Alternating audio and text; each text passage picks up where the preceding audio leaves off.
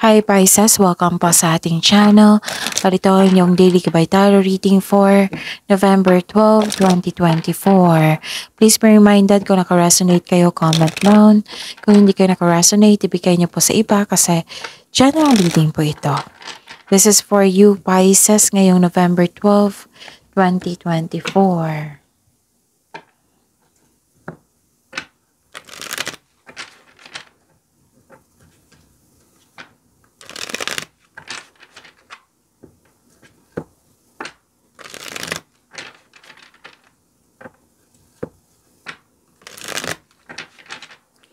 Para po ito sa inyo Pisces ngayong November 12, 2024.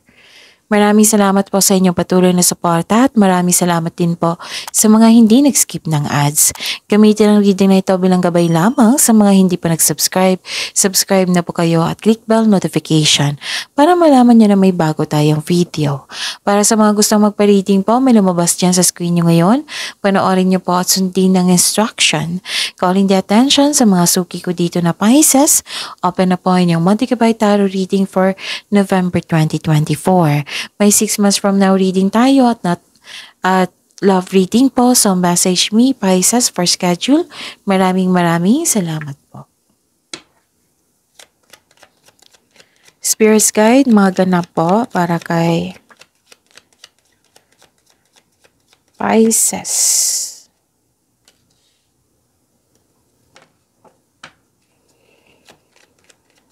Another 2 cards po, Spirits Guide, mga ganap po para kay Pisces ngayong November 12.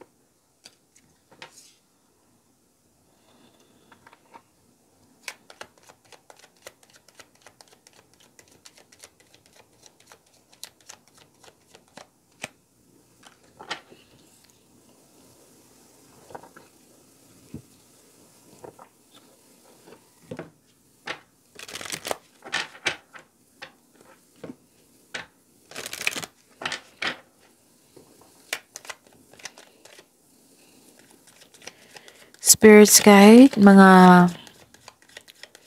mensahe po para kay Pisces ngayong November 12, 2024.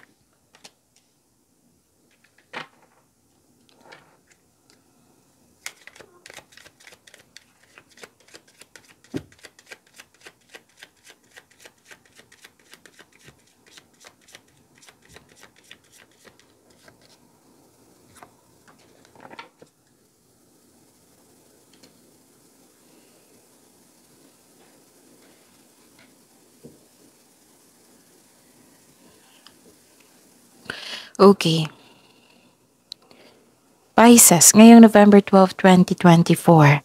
May nakita ko ditong party, meeting, reunion, pwedeng special event, public event. Mag-ingat po kayo kasi may nakita ko ditong nag-observe sa iyo, nag-spy sa iyo na may gustong kunin sa iyo. Mahilig itong magmanipula at mabilis siyang mag-react.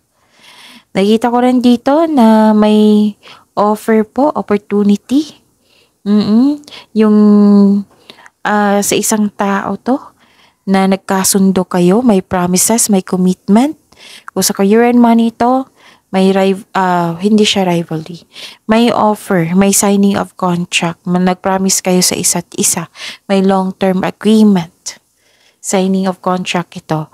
Tapos, kung sa buhay pag-ibig ito, may usapin regarding sa marriage contract. Pwedeng may kasal din, kasi may special event. Pwedeng may ikakasal or engagement, nag-propose sa iyo, or kakapasok lang ng relasyon. So, nagkasundo kayo sa isang tao. Basta may promises dito. Okay, ang mensahe po. Pisces, release what you've been carrying and lighten up. New joy is on the way. So, sa mga nabibigatan dyan, mabigat ang pakiramdam nyo, i-release nyo po daw ito. And lighten up. New joy is on the way. And the time is right to access and master your abilities. Do so with humility and control. Spirits Guide, ano po yung energy ni Pisces ngayong November 12, 2024? And the clarification of this card po para kay Pisces.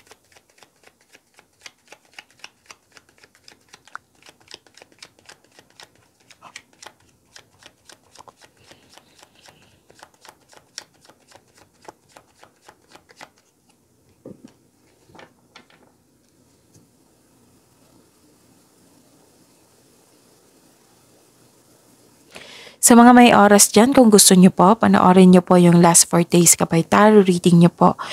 Like for example, napanood nyo ito ngayong November 12, 2024. Panoorin nyo po yung 11, 10, 9, 8. Kung may nakita kayo or narinig kayong repeating message, meaning to say, ang ilang sa inyo hindi binigyan ng atensyon. Kaya pinupush ng cards nyo dito na kailangan nyo bigyan ng atensyon. Na kung maaari po, bigyan niyo po ng solusyon at aksyon. Remember, Pisces, at the end of the day, alam mo na ikaw lang taong may kakayahan at responsable na gumawa ng sarili mong katotohanan at kinabukasan. So ano yung energy mo, Pisces? May biglaang pagbabago po. May biglaang pagbabago ang parating sa financial man, sa connection man sa tao. A sudden change na hindi ka takot mag-let go. Ang darating na pagbabago na ito ay makasuporta sa iyong growth and expansion. So this card tells you na always expect the unexpected. May sekreto po na parating which may be shocking. Mas lumawak yung ambisyon mo dito. Ano pa? Nakikita ko rin dito na Nakikita ko rin dito na huwag kayong mag-give up. Habaan ng pasensya nyo. Lalo na't nagkaroon ng delay. Delay naman yan, hindi naman yan cancela, matutuloy din yan. Pwede din naging impatient ka sa isang tao or sa isang bagay. May kakilala kang matigas ang ulo na mahirap kausap. May humihingi ng atensyon sa iyo or kayo ang humihingi ng atensyon. Oo. And this card asks you to not surrender. Huwag kayong sumuko. Gaano man nagkahirap ang pagsubok po. Okay, kung delay man ito, may darating din yan. Hindi naman yan kansela. Hindi, darating din po iyan.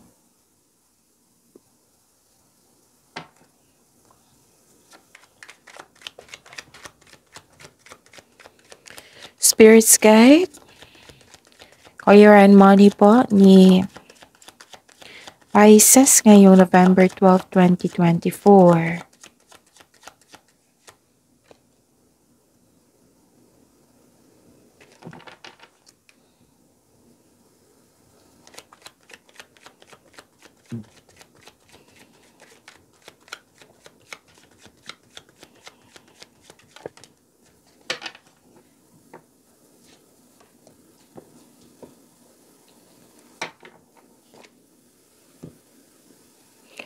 Okay. Sa career and money niyo po, nagkaroon ng conflict or argument. May challenge, conflict, argument. Nagkaroon ng pag-aaway. Pwedeng may toxic kayong kakilala dyan. Pwedeng boss niyo po ito. Or isang tao na concern mo kanina pa. Ang sabi ng card dito, know when it's time to walk away from an environment na hindi na nakakatulong sa iyong growth at hindi na nakapagbigay sa iyo ng peace of mind.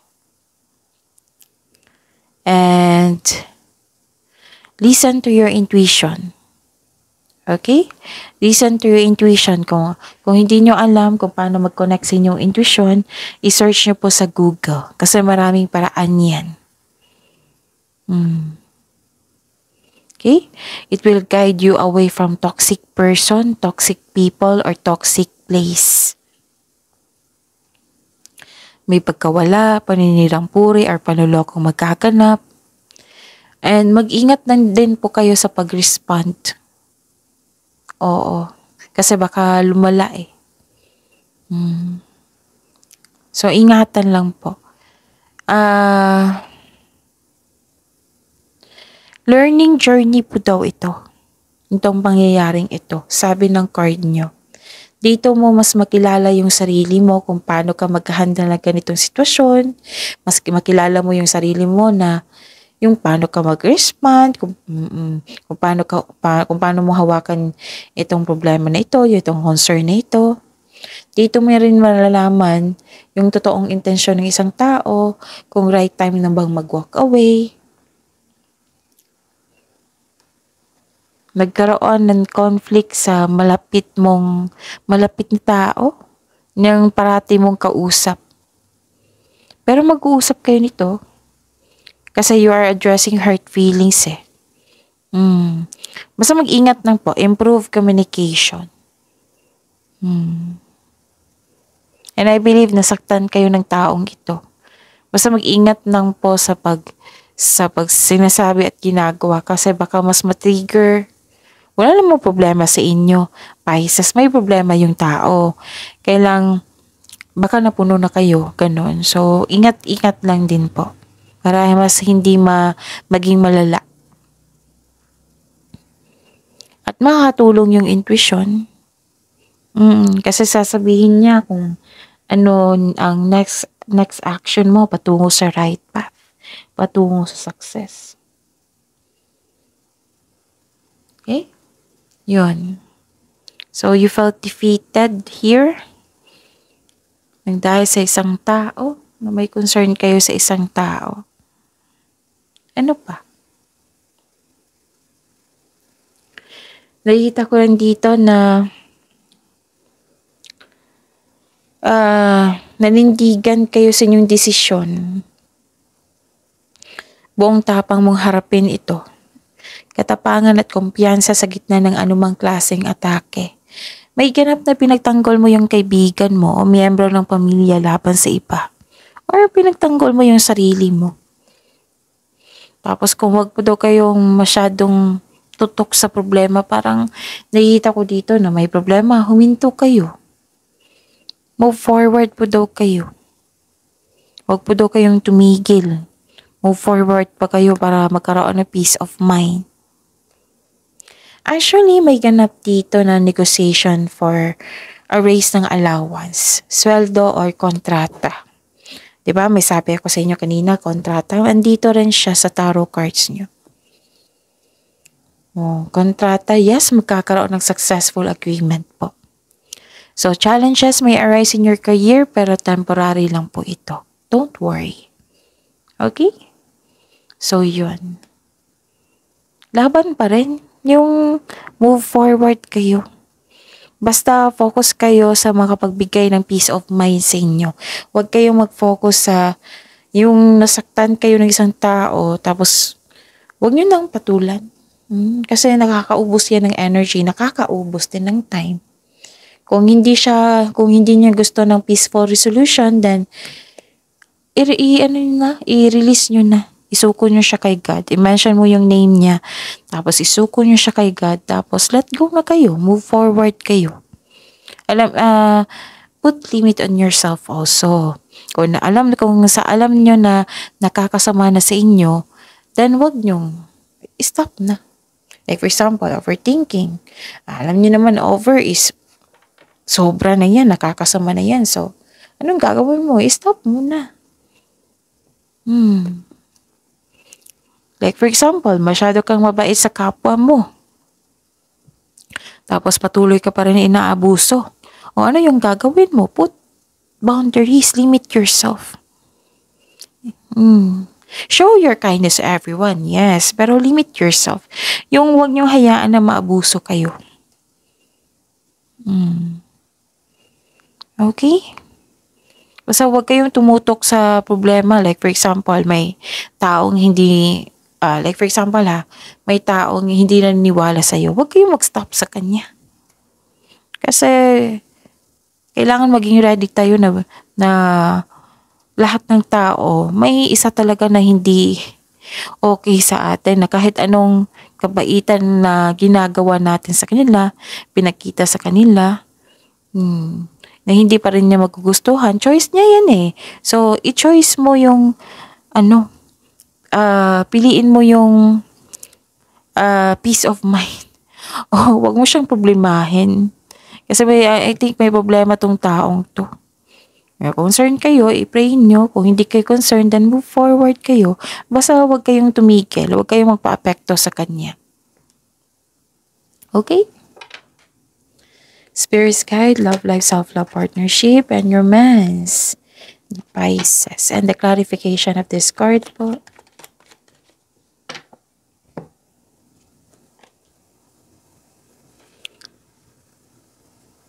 Maraming salamat po sa patuloy na tiwala sa suporta sa ating channel. At maraming salamat din po sa mga hindi nag-skip ng ads. Okay, nagkaroon ng clarity, maraming ideas, nagkaroon ng determinasyon.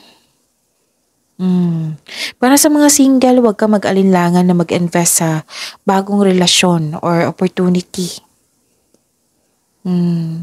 Para sa mga marelasyon sa buhay mag-asawa, sa araw na ito nagkaroon kayo ng masinsinang pag-uusap ng partner niyo po. And this card asks you to improve your communication also. So, dalawang card na nagsabi dito na i-improve niyo po daw yung communication skills niyo po. So, very confident ka dito na kausapin mo yung isang tao. Marami kayong ideas dito na agad mong binigyan ng action para magkaroon ng maagang resulta. Yes, magkakaroon talaga ng confrontation. So, the advice is trust the intuition na maggagabay sa iyo patungo sa susunod na hakbang ng pagkilos. Okay? Marami kayong inisip ngayon for improvement sa inyong relasyon. And for sure, sinare mo ito sa inyong relasyon. Pagsisimula ito So, magkakaayos kayo, magsisimula kayo, ganon. Sa mga single dyan huwag kayong matakot na mag-invest sa love life. You deserve to be loved. Hindi naman lahat ng tao na gustong saktan ka. Give time. Pero syempre, kailangan ng acceptance dito. It might be may dahilan yan kasi may hindi okay yung nakaraan mo. So, you have to forgive muna. Para magaan yung pasok ng bagong pag-ibig. Okay?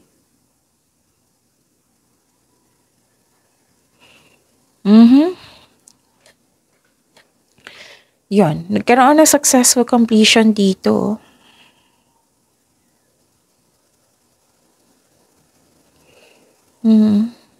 Nagkaroon ng successful completion, accomplishment, you're reaping rewards.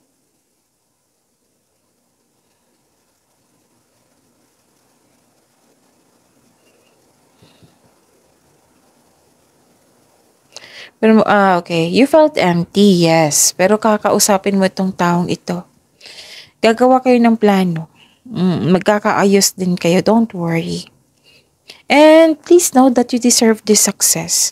Kasi ang ilan sa inyo nag-self-pity po. Kaya nga may advice ang card nyo dito. Release what you've been carrying and lighten up. New joy is on the way.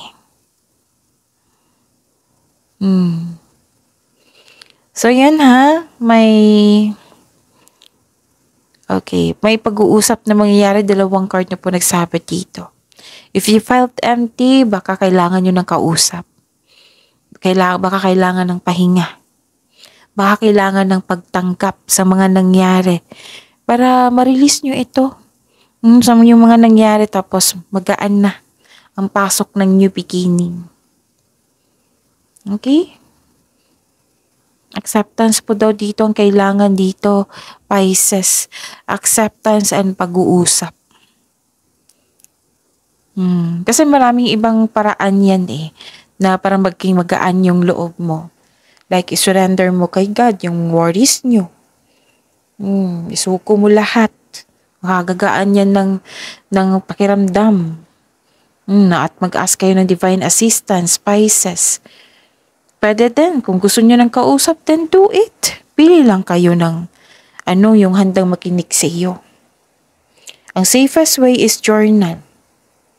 Baka mahilig kayo sa journal or diary or itry nyo. Baka magiging hilig nyo rin yung journal po. Yung lipat mo yung mga nararamdaman mo, iniisip mo sa pahina. Para masuri mo rin doon yung anong tawag dito, yung punot dulo kung bakit hindi kayo nagkasundo, kung ano pa yung i-improve mo sa inyong sarili, kung mas makilala mo yung taong yun, mas makilala mo yung sarili mo, mas may sagot dyan sa inyong mga katanungan, may solusyon dyan. Mahanap mo yung solusyon dyan. Okay? So yun, pagyamanin yung blessings sa binigay sa inyo, Pisces. See you tomorrow. Please like, subscribe, and click bell button for notification para updated pa kayo sa daily tarot reading natin. Maraming salamat po.